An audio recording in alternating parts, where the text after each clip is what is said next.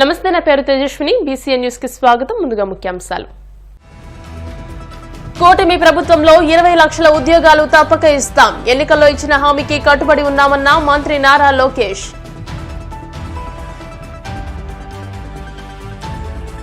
మద్యం దుకాణాల లైసెన్స్ కోసం దరఖాస్తు చేసుకుంటున్న కల్లుగీత కార్మికులపై టీడీపీ నేతలు దౌర్జన్యాలకు దిగుతున్నారు. మాజీ మంత్రి చెల్లుబోయిన వేణు ఆరోపణలు. అంగరంగ వైభవంగా దేవుని కడప వార్షిక బ్రహ్మోత్సవాలు. అశ్వవాహనంపై మాడవీధుల్లో విహరించిన శ్రీదేవి భూదేవి సమేత శ్రీ లక్ష్మీ వెంకటేశ్వర స్వామివారు. తిరుమల శ్రీవారిని దర్శించుకున్న హిమాచల్ ప్రదేశ్ మాజీ ముఖ్యమంత్రి జైరాం ఠాకూర్. ఆలయ మర్యాదలతో స్వాగతం పలికిన అధికారులు. రాష్ట్రంలో ఐటీ అభివృద్ధికి అండగా ఉండాలని కేంద్ర మంత్రులను కోరినట్లు మంత్రి నారా లోకేష్ తెలిపారు. ఢిల్లీలో పలువురు కేంద్ర మంత్రులను కలిసిన అనంతరం ఆయన మీడియాతో మాట్లాడుతూ రాష్ట్రంలో స్పీడ్ ఆఫ్ డూయింగ్ బిజినెస్ గురించి కేంద్ర మంత్రులకు వివరించారని అన్నారు. వివిధ శాఖల మంత్రులతో ఆయా సమస్యలపై చర్చించామని, విద్యాసంస్థల్లో మౌలిక వసతుల కల్పనకు సాయం చేయాలని కోరినట్లు ఆయన తెలియజేశారు. రాష్ట్రంలో ప్రస్తుతం కొనసాగుతున్న ప్రాజెక్టులపై రైల్వే మంత్రి అశ్విని వైష్ణవ్ ఆరా తీసినట్లు తెలియజేశారు. కేంద్రం నుంచి రావాల్సిన బిల్లులు త్వరగా ఇవ్వాలని, విశాఖ స్టీల్ ప్లాంట్ కు ప్యాకేజ్ ఇచ్చిన కేంద్రానికి ఈ సందర్భంగా కృతజ్ఞతలు తెలియజేశారు. తమ ప్రభుత్వం 20 లక్షల ఉద్యోగాలు ఇస్తామనే హామీకి కట్టుబడి ఉన్నట్లు స్పష్టం చేశారు.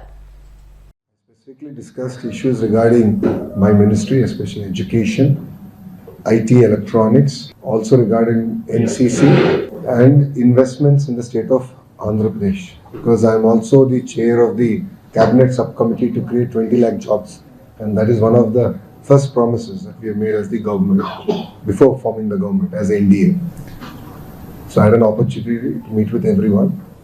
It's been a very fruitful trip, I must say. The interaction with Ashwini Vaishnav ji was amazing. We spoke at length about the need for data cities in India and the role it will play in the next wave of growth as a nation. India has been a beneficiary of the Y2K revolution. I believe we are now at the cusp of the data city revolution. Close to $300 billion is getting invested in this sector every year, and I believe India can get 100 billion of it. And as Andhra's IT minister, I would like to take lion's share of it to the state of Andhra Pradesh. While policies will get created for the nation, I would like Andhra to be the ultimate beneficiary of the policy. So we are leading the policies from the front. These policies are regarding intellectual property protection, data embassies, taxation, and we discussed at length on not just ease of doing business but speed of doing business. After this, I had the opportunity to meet with Rajnath Singh ji, where I requested special dispensation for NCC in Andhra Pradesh. As the HRD minister, we would like to take this to all the panchayats for our model schools. Parallelly, defense is a major investment sector that India is looking at. I believe Andhra Pradesh, especially the Rayalaseema district of Anantapur, is well positioned in the defense sector. So I have requested sir's favorable view towards that, because larger agenda, of course, of our government is to create jobs, and this is one sector where we can really create substantive jobs. With the education minister, the discussion was amazing. We have asked for special dispensation in terms of our school infrastructure and also for universities, grants in that order. And in the PM Usha schools that we have requested that Andhra be given a more favorable position. And the reason is last 5 years, the then government has not been able to use central government funds because they were not giving the matching grants. The state government was not releasing the matching grants. So everything got stuck, and we have just restarted that engine thanks to the leadership of our Honorable Chief Minister. So whatever pending works are there, we will complete it, is what I have committed. My meeting with Kumaraswamy ji was mainly aimed at thanking him for saving Visakhapatnam Steel Plant, and we have made a promise together that while this is a handout to the plant, but we will revive it, we will make it strong, robust, and we will contribute back to the nation. So we do not believe that we should run it further in losses. So we have to turn it around, make it strong, and actually contribute back to the nation. My second discussion was on the ArcelorMittal project, which I was lucky to lead from the front. We're talking about the allocations that it's required, so that we are hoping that first production will come by 2029 January, and we'll be able to create a new steel city in India. So all in all, it was a fruitful trip. I believe we got what we wanted. There is great alignment. In politics, 1+1 is not just 2, it can be much, much larger, and that is what now you're seeing with Andhra Pradesh and the central government alignment. We are able to move at much greater speed. ఎన్నికల హామీల్లో భాగంగా కల్లు గీత కార్మికులకు చంద్రబాబు ఇచ్చిన హామీ మేరకు మద్యం దుకాణాల్లో 20% కేటాయించాలని మాజీ మంత్రి చెల్లుపోయిన వేణుగోపాలకృష్ణ డిమాండ్ చేశారు. రాజమహేంద్రవరంలో ఆయన మీడియాతో మాట్లాడుతూ తాజాగా కల్లు గీత కార్మికులకు కేవలం 10% మేరకే మద్యం దుకాణాలు కేటాయించాలని కూటమి ప్రభుత్వం ఉత్తర్వులు జారీ చేయడం దారుణమన్నారు. లైసెన్స్ కోసం దరఖాస్తు చేసుకునేందుకు ప్రయత్నిస్తున్న కల్లు గీత కార్మికులపై టీడీపీ నేతలు దౌర్జన్యాలకు దిగుతున్నారని మండిపడ్డారు. బీసీల పట్ల తెలుగుదేశం పార్టీకి ఉన్న చిన్నచూపుకు ఈ ఘటనలే నిదర్శనమని అన్నారు. వెతికిన దొరకని తీరులో ఈనాటి పాలకులకు సపోర్ట్ చేస్తున్నటువంటి పత్రికలు ప్రవర్తన ఈరోజు పౌర సమాజానికి తెలియజేయాల్సినటువంటి బాధ్యత కలిగినటువంటి ప్రతిపక్షంలో ఉన్న వైఎస్ఆర్ కాంగ్రెస్ పార్టీకి ఉంది. ఈరోజు ఆంధ్రజ్యోతి పత్రికలో బీసీలపై వైసీపీ కత్తి అనే వార్త ఒకటి ప్రచురితమైంది. అంటే ఆంధ్రజ్యోతి వారు మర్చిపోయారా, లేదా వారికి ప్రేరణ ఇచ్చినటువంటి తెలుగుదేశం పార్టీ వారు మర్చిపోయారా? బీసీలని కత్తితో కత్తిరించిన అది తెలుగుదేశం పాలనలో అనేటువంటిది సత్యం.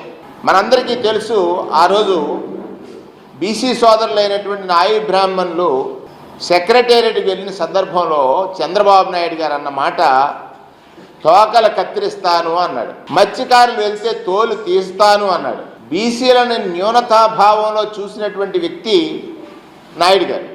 ఇవాళ ఈ వార్త ప్రచురించడానికి ప్రధానమైనటువంటి కారణం, వారు మద్యం పాలసీలో ఎన్నికల ముందు గ్రామాన ఎవరైతే గీత వృత్తి మీద ఆధారపడి జీవించేటువంటి కల్లు గీత సొసైటీలు ఉన్నాయో ఆ గీత వృత్తిదారులకి 20% మద్యం షాపులు కేటాయిస్తానన్నాడు. 20%, మరొకసారి 20% మద్యం షాపుల్ని కేటాయిస్తాం గీత వృత్తి కులాల వారికి. దానిలో గౌడ, సెట్టిబల్జ, శ్రీసేన, యాత, ఈడిగా ఈ 5 కులాలని గీత కులాలుగా ఈ రాష్ట్రంలో అందరూ చెప్తూ ఉంటారు. అక్కడ ఒక కత్తిరించాడు. ఎలా? ఎన్నికల ముందు చేసిన వాగ్దానం ఏమిటి? మేనిఫెస్టోలో చెప్పింది ఏమిటి? మేనిఫెస్టోలో 20% మద్యం షాపులు గీత వృత్తిదారులకు కేటాయిస్తానని చెప్పి 10%కి కుదించడం అంటే కత్తి ఎవరిది?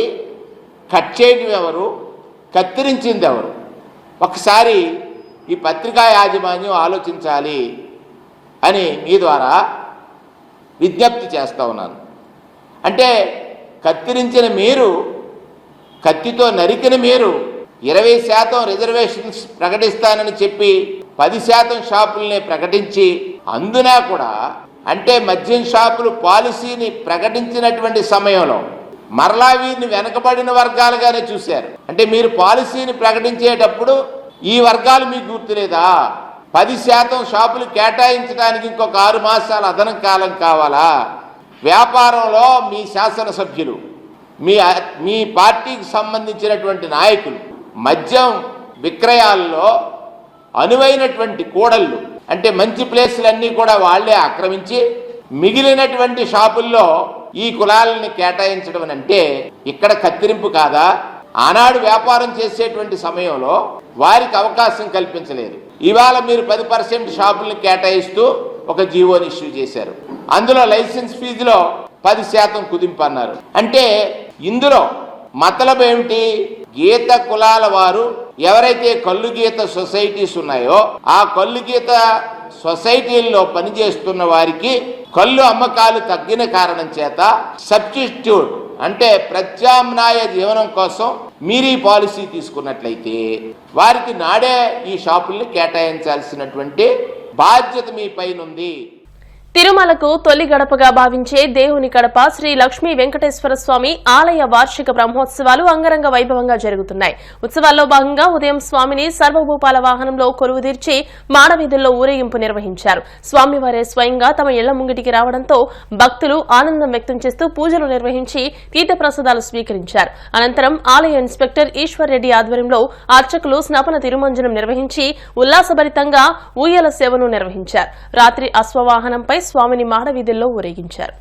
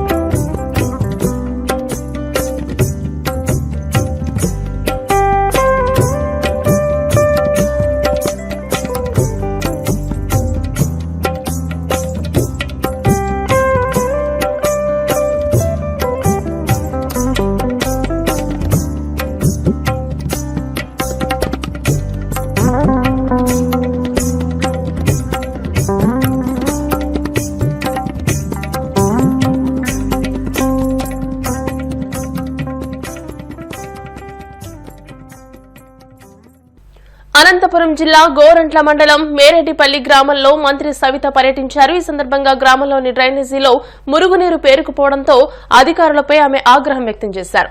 ప్రజలకు సేవ చేయడం కోసమే ప్రభుత్వం అధికారులు ఉండేదంటూ అధికారులపై మండిపడ్డారు. 2 నెలలకు ఒకసారి డ్రైనేజీ శుభ్రం చేస్తారా అని నిలదీశారు. లీకేజ్ దాని పరిష్కారం ఏంటి? ఓవర్ఫ్లో అయిపోవడంతో లీకేజ్ అవుతుంది. ఓవర్ఫ్లో కాకుండా నువ్వేం చేయాలి? వాటర్ మ్యాన్ పెట్టు. నేను డబ్బులు ఉన్నాయి కదా, ఇవ్వడం లేదా? మీకు ఫండ్స్ ఇస్తున్నారు కదా, మరి పెట్టచ్చు కదా. ఏం చేస్తున్నారు?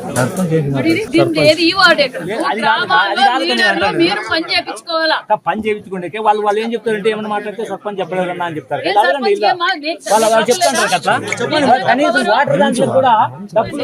శానిటేషన్ కి ఈ వార్డు ఎక్కడ? ఎన్ని రోజులు అయిందండి ఇది ఎత్తేక? సెక్రటరీ మీద ఈవార్డీ కాదు, ఈవార్డ్ రెస్పాన్సిబిలిటీ పర్సన్. మండలం అంతా ఇట్లే ఉంది. చాలా చోట్ల కంప్లైంట్ చేపిస్తామనేది కాదండి. మీరేం చేస్తున్నారు? ఏం నిధులు లేవా? శానిటేషన్ వర్క్ లేవా నిధులు? మరి ఏం చేస్తున్నారు? ఇప్పుడు ఎన్ని రోజులైంది? ఇప్పుడు దీన్ని బట్టి చూస్తుంటే దాన్ని ఎత్తనే లేదు. ముట్టుకోనే కదా. మరి ఏం చేస్తున్నారు మీరు? ఇప్పుడు మేము సర్పంచ్ నిధులు ఇస్తున్నాము, మీరు చేయించడానికి ఏంటి మీ ప్రాబ్లం? మీ దృష్టికి రాలేదా? మీరు ఎన్ని గ్రామాలు తిరిగారు ఈ వార్డుగా? మరి ఏ పంచాయతీ తిరిగారు? ఈ పంచాయతీకి ఎప్పుడు వచ్చారు? మళ్ళీ రిపీట్ కాకూడదు చెప్తున్నాను. రిపీట్ కాకుండా ఆ డ్రింకింగ్ వాటర్ కూడా సమస్య పరిష్కారం చేయండి. దానికి వాటర్ మ్యాన్ పెట్టండి, కింద పైప్ లైన్ వేయండి. వాటర్ మ్యాన్ పెట్టండి. టైం టు టైం అయితే అది ఓవర్ఫ్లో కాదు. అట్లనే మా వాటర్ ట్యాంక్ చుట్టూ ఉండేది. చిన్న ఇష్యూ 4 కుళాయిలు వేసేస్తే అయిపోతుంది కదా అంటే నీట్ గా పెడితే అది తెలియదా మీకు? సచివాలయం ఉద్యోగస్తులకు అందరికీ మీరు కూడా చూసుకోవాలండి. ఆఫీసులో ఉంటే కాదు, జనాల్లోకి రండి. రిపీట్ కాదు. Kakinada smart city press club ఎన్నికల్లో రెడ్డిపల్లి రాజేష్ పెనల్ ఘన విజయం సాధించింది. గవర్నింగ్ బాడీ ఆధ్వర్యంలో కాకినాడ ప్రెస్ క్లబ్ లో ఎన్నికలు నిర్వహించారు. ప్రెస్ క్లబ్ లో 133 మంది సభ్యులు ఉండగా 127 మంది పోలింగ్ లో పాల్గొని ఓట్లేశారు. సాయంత్రం ఓట్ల లెక్కింపు జరిగింది. ఫలితాల్లో రాజేష్ పెనల్ తరపున పోటీ చేసిన అభ్యర్థులందరూ ఘన విజయం సాధించారు. అధ్యక్షుడిగా ఎన్నికైన రెడ్డిపల్లి రాజేష్, కార్యదర్శి డెంకాడ మోహన్, మిగతా సభ్యులను పలువురు జర్నలిస్టులు శుభాకాంక్షలు తెలిపి ఘనంగా సన్మానించారు. ఇప్పుడు కాసేపు ప్రకటనలు.